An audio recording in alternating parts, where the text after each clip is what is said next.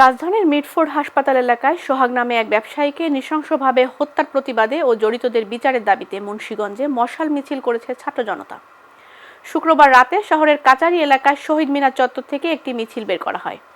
এদিকে ঢাকায় পাথর মেরে এক ব্যবসায়ীকে হত্যাসহ দেশব্যাপী চাঁদাবাজি ও সন্ত্রাসী কর্মকাণ্ডের প্রতিবাদে মাদারীপুরের শিবচরে বিক্ষোভ মিছিল ও প্রতিবাদ সমাবেশ অনুষ্ঠিত হয়েছে।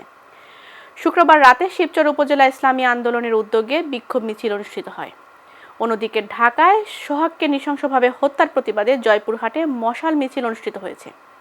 শুক্রবার রাতে বৈষম্য বিরোধী ছাত্র আন্দোলন জয়পুরহাট জেলা শাখার আয়োজনে মিছিল অনুষ্ঠিত হয়। এছাড়া ঢাকার দোহারে আইন শৃঙ্খলা অবনতি নিয়ে প্রশাসনের নীরব ভূমিকার অভিযোগ এনে মশাল মিছিল করছে জুলাই ঐক্য পরিষদ।